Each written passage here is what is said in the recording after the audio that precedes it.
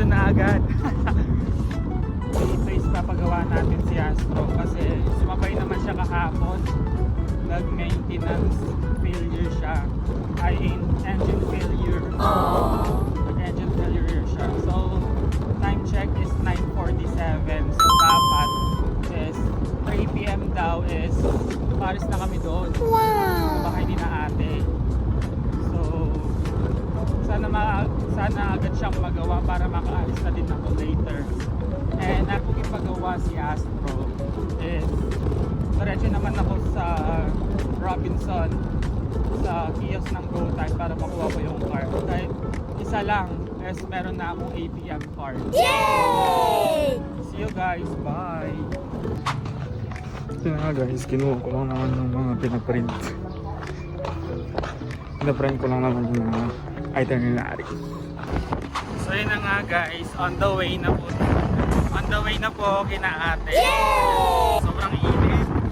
And ang gagawin natin ngayon is kukuha ko ng GoTyme card muna. So yun sinasabi ko kanina. So yun na nga, hindi natin napagawa yung motor. So I think kapag kabalik na lang natin sa Pilipinas, doon ko na lang siya ipapagawa. So as of now naman gumagana pa siya. And sana hindi siya tumirek papunta doon. So yan, nag-body cleanse na din tayo bago tayo umalis. Nawala na sa ating mga kamalasan sa buhay. So yun na nga, see you later guys. Bye!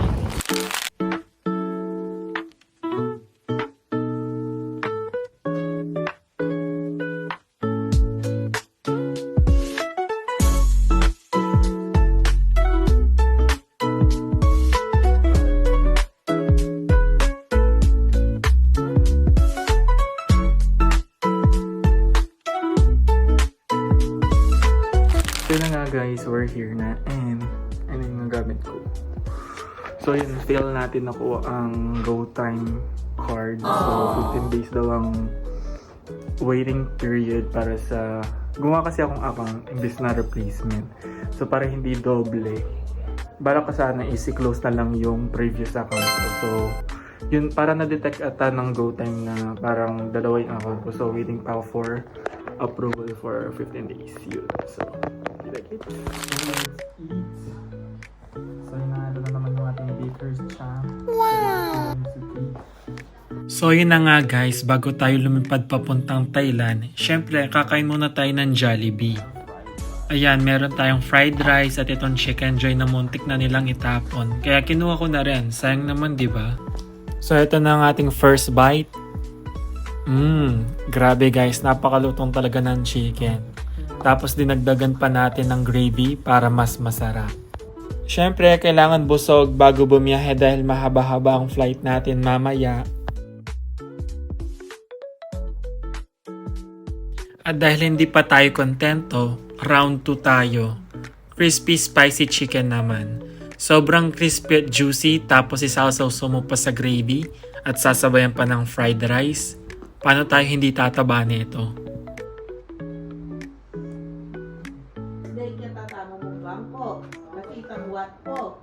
Second day, kaya pa tayo. Pataya. Yan.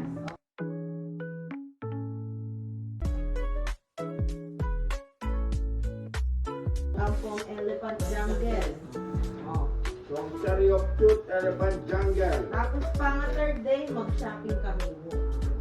Kaya Bangkok. Next. Tapos fourth day, huli na kami. Oh.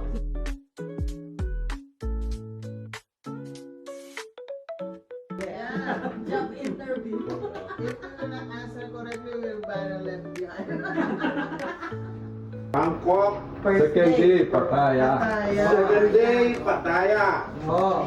Third day, Bangkok Sanctuary. shopping. No, third day shopping. Alala, may puntis na po. Yeah, Elephant Jungle Sanctuary. Ade, get on second day. Wow. Pataya lang ang din. Jadi nga, no, Pattaya langan. Very good. Sanctuary of Truth ticket in Pattaya. What are you going to do in Pattaya? Rin sa gumawa. O, dapat din yan, sila kayong hand carry yun eh. Huwag ka na mag-print talaga yung check-in. Uy, hindi. Tulitin ka. Okay, dapat easy to reach. Okay.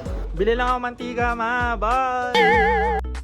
Pagkatapos kumain, nag-book na kami ng Grab papuntang Clark International Airport. Hindi kami kasya sa isang sasakyan kaya dalawang binook namin. At ito na nga guys, nasa Clark International Airport na tayo. Kung ilang beses ko palang makapunta rito, pero ngayon, may special reason na dahil lilipad na ako. Manananggal yan. At take note, first time kong sasakay ng eroplano at international flight agad. Akala ko local flight muna magiging first experience ko. Pero diretsyon Thailand na agad tayo! Hello ate, so ayan yung ate ko tsaka yung jowa. Ayan, magkaaway pa sila. Hi babe, welcome to the Philippines! Habang hinihintay ang flight, nagbayad muna kami ng travel tax at naglibot ng konti sa airport. May mga cafes rin dito sa second floor para sa mga gustong magpalipas ng oras. Maya-maya, immigration time na.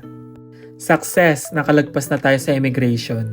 Bago mag-board, kumain muna kami sa TGM Korean Japanese Cuisine. Hindi ko itatanggi, medyo pricey mga pagkain dito. Dahil nasa airport tayo, pero worth it naman. Sa totoo lang, kinakabahan ako ng konti pero naging smooth lang ang proseso. Ang tanong lang sa akin ay kung saan ako nagtatrabaho. Tapos, tinatakan agad yung passport ko.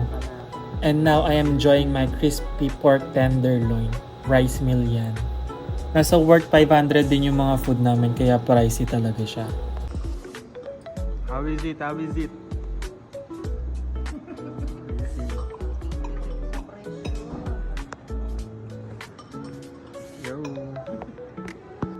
Habang kumakain, bigla namang umulan sa labas kaya napaisip kami kung maantala ba yung flight. Buti na lang, tuloy pa rin yung biyahe. At ito na nga yung exciting part, nasa boarding bridge na tayo. Dito ko talaga naramdaman yung totoong-totoo na ang lahat.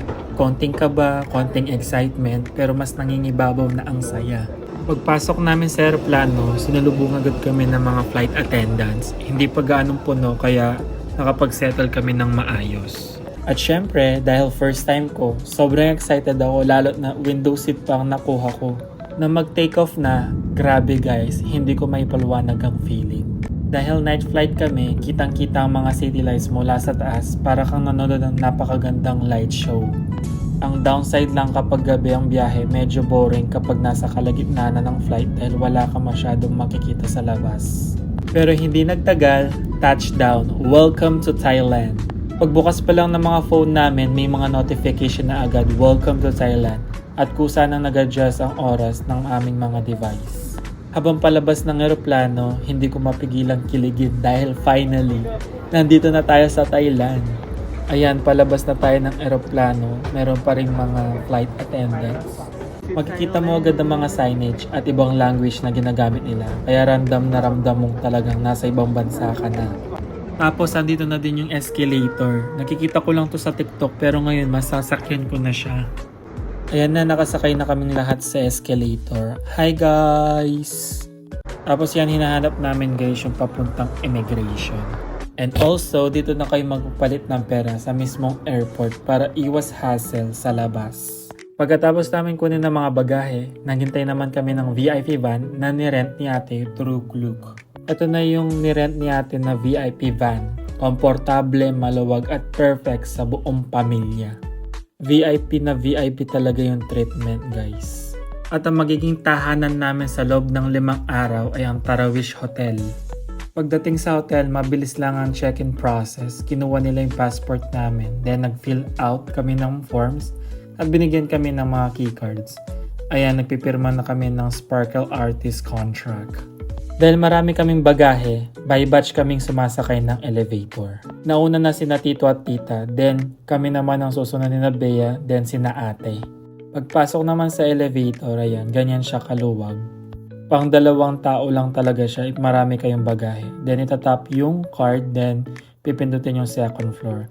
If wala naman mga bagahe, kasya yung 6. Ayan, so paglabas ng elevator, hanapin namin yung kwarto namin. Ang kwarto namin is 203, then yung kina tita is 204, then yung kina ate yata 208. Pagpasok sa room, kailangan mo munang ilagay ang keycard sa power slot para magkakuryente ang buong kwarto. At wow, malinis, maayos at cozy ang room. Ayan na yung kanilang pangmalakasang mirror. Siyempre, lalabas ulit tayo para mag-room tour. So, ayan, yung key card. Then, pagpasok namin, meron 2 kama, meron television, electric kettle, mini vault, hair dryer, at kompletong toiletries. Sa right side naman, nandyan yung kanilang mirror ulit. Then, nandyan yung kanilang electric kettle, mugs, tapos nandyan din yung mga kagamitan. Then, meron silang karampatang value. And then, nandito din yung mga bawal sa hotel. No smoking, no durian, no mangosteen, and no pets allowed. So, hindi siya pet-friendly. Ayan yung TV nila. Then, ito yung kanilang aircon na hindi malamig. Then, ito yung kanilang banyo. So, ayan. Meron din silang baso para sa pangmumo, guys. Don't worry, guys. Pinapalitan nila yan araw-araw. Merong mini soap. And then, meron silang toothbrush and toothpaste, cotton buds, and sanitary bag. So, ito pa rin yung kanilang mirror. Then, on the other side naman, i-check natin yung kanilang shower area. Then, pagpasok mo is bubungad sa'yo agad yung shampoo, liquid soap, at saka yung kanilang shower. Meron silang heater pero automatic ata din yun. Then, if wala kayong dalang towel, sila na ang bahala dyan, guys. Ayan, sandamakmak na towel. On the other side, guys, ayan. Parang Manila lang din siya, parang nasa Pilipinas ka lang din. Ayan. On the other side naman, guys, meron silang mini vault. So, pwede nyo ilagay dito yung mga importante gamit nyo since araw-araw is may mga pumapasok na maintenance dito. Then, meron silang hair dryer and then may mga hanger. Meron din silang small spaces dun sa taas. So, pwede kayo maglagay ng mga extra gamit. Ayan, guys, dito sa Thailand, parang meron din silang tulfo, sumbungan ng bayan. Pagkatapos namin magpahinga ng konti, lumabas ulit kami para maghanap ng makakain at maglipot sa paligid. Habang naghihintay is pumunta muna kami sa kwarto ni na ate. Mag-outfit check muna tayo. So yung sa pangtaas ko is galing lang din yan sa TikTok. Nasa 150 pesos yan. Then yung short ko na pang work. Then dala-dala ko lang din yung neck pad ko. Tsaka yung mismong bag. Ang ganda pa naman ng sando. Presko pa naman siya. Then dala ko lang dito yung temporary wallet ko. Dito na ako bibili ng wallet kasi nga nawala yung wallet ko sa Pilipinas. Tsaka meron na din pocket money. Isa sa pinakamagandang bagay sa Tarawish Hotel ay ang location nito. Malapit lang ang Big C, kanto lang ang 7-Eleven, street food stall at iba-ibang restaurant. Habang naglalakad kami, napansin namin na mas gusto ko pang kumain sa mga street vendors kaysa sa mamahaling restaurant. Mas mura na, authentic pa ang lasa. Nakakita rin kami ng food market na puno ng iba't ibang pagkain gaya ng roasted duck, mango sticky rice at iba pang local delicacies. At para sa first dinner namin sa Thailand, jackpot agad ang napili naming restaurant. And also parang half Thailand, half Filipino din ang may-ari nito. Meron siyang signage na maligayang pagdating sa pagkaing Thai. And also napansin ko lang guys sa kanilang menu, mahilig din sila sa seafood. Sandamakmak na seafood meals. Dahil siguro meron silang man-made river. Tsaka napansin ko dun sa 2 page ata, puro tilapia recipes din sila or tilapia meals. Ikaw na lang talaga yung malulula sa kanilang menu. And maganda din siguro kung may budget ka, no? Oh, tignan nyo naman, iba din yung kanilang service water. At saka kung may maselan kayong tiyan guys, magbaon na lang kayo ng service water nyo. Tapos ito na yung mga in-order namin. Ito yung chicken curry, tapos ito yung egg fried rice. Nandito din yung crab omelette na may suka. Ito na yung aking shrimp pad thai na may yellow tofu at lime. So ito muna yung mga na-serve sa amin. So kakain na muna kami. So titimplahin ko yung aking shrimp pad thai. So meron siyang lime. Then yung kanilang tokwa kakaiba din. Kulay dilaw. And then sagana din yung shrimp nila guys. Meron din manito at saka yung kanilang toge. Tignan nyo naman yung toge sa toge natin. Kakaiba. Mas malaki yung toge nila. And ito yung kanilang famous na papaya salad and then yung pork barbecue. At may nababalitaan ako sa kanilang pork barbecue. Tuwing Petsa de Peligro, ito yung kanilang pagkain. Dahil napakamura lang, may mabibili ka ng 10 baht na pork barbecue. So kitang-kita naman sa mga mukha namin na nag-enjoy kami sa food. Masarap talaga siya guys. Kung magra-rank ako, number 1 talaga yung pork barbecue nila. Kakaiba yung pork barbecue nila. Ang dami nilang mga herbs and spices na linalagay. May pagkakaiba talaga yung pork barbecue natin sa pork barbecue nila. Then, i-rank to ko naman yung aking shrimp pad thai. Bagay din pala yung lime sa mismong pasta. Nakakadagdag siya ng freshness sa food. Then nakakatanggal din siya ng lansa doon sa mismong shrimp. Nagdagdag flavor din yung mani, parang nakatikim din ako ng Charlie Chan. Ang irarang try ko naman yung kanilang papaya salad. Napansin ko lang din na mahilig din talaga sila sa lime. Nakakatagdag din talaga na siya ng freshness sa mismong salad. For me, wala siyang special. It's a normal salad lang. So, irarang 4 ko naman yung kanilang crab omelette. So, nothing special din na parang crab na may itlog lang. Yun. Then, yung egg fried rice nila, irarang 5 ko siya. Masarap yung egg fried rice nila. Kahit wala talagang side dish or ulam. Perfect na yung kanilang egg fried rice. Next naman is yung chicken curry. Nirang 6 ko siya guys kasi hindi ko gusto yung lasa. Hindi ko gusto yung pagkaka-curry niya. Iba yung mga herbs and spices na ginamit sa chicken curry. Mas nangingibabaw pa rin yung chicken curry ng Philippines kaysa sa Thailand. Syempre iba-iba tayo ng panlasa guys. For me, hindi ko talaga siya gusto. Overall naman, masarap lahat yung pagkain. Mura pa. Walang natira sa pagkain namin, kaya literal na ubos How's lahat. the food? How's the food? Yan. Perfect. At syempre, hindi mawawala ang sikat na mango sticky rice. Nakabili kami sa isang batang vendor na sobrang galing magbenta. Natawaran pa kami ni ate kaya mas nakatipid kami. Awa mabaryan naman tang pera.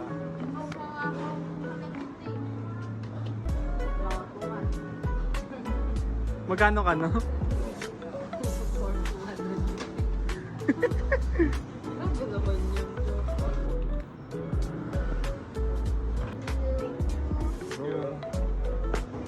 At bago matapos ang gabi, dumaan muna kami sa sikat na 7-Eleven ng Thailand.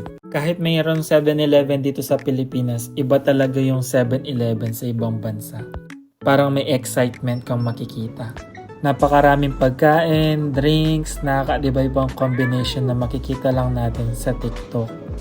Ikaw na lang talaga yung malulula. Dapat talaga marami kang budget dito. Ayan o, ang daming pagkain.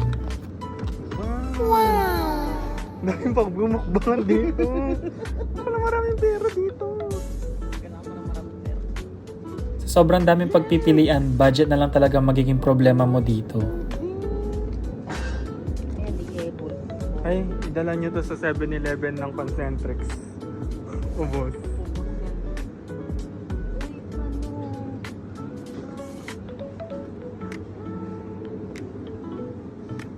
Water. Isa sa pinaka-excited kong subukan ay ang kanilang oversized cup. Nakikita ko lang to sa TikTok pero ngayon masusubukan ko na siya. Iba talaga yung kilig kahit baso lang talaga. Ito lang yung makakaya ko dito kasi 11 baht lang siya.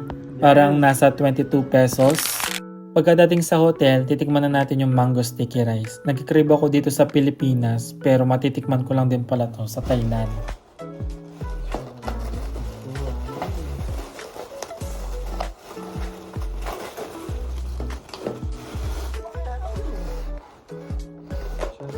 Laki ng mangga.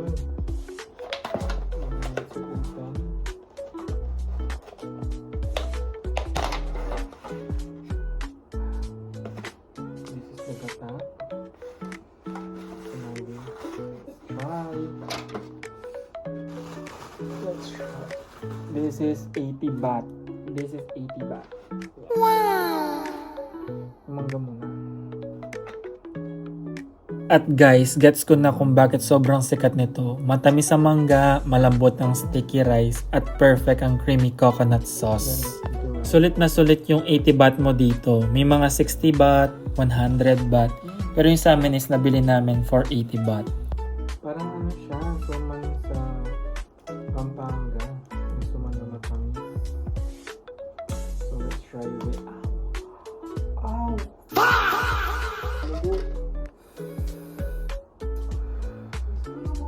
Okay, commercial break. So, Let's continue. Oh.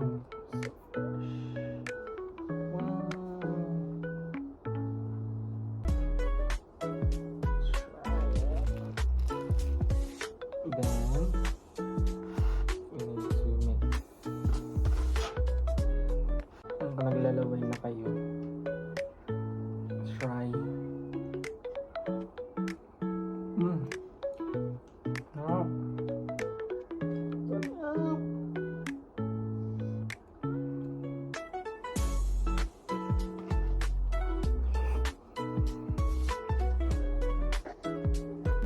Ay, ano yan? Bago yung tinidor ah.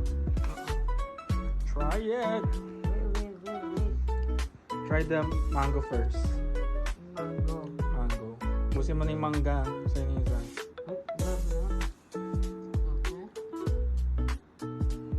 It's like normal mango, right? Yeah. And the sticky rice. Like suman eh. Suman in the Pampanga. At dyan muna magtatapos ang unang araw natin sa Thailand. Bukas naman sisimulan natin ang adventure at itinerary natin dito sa Land of Smiles. See you on day 2.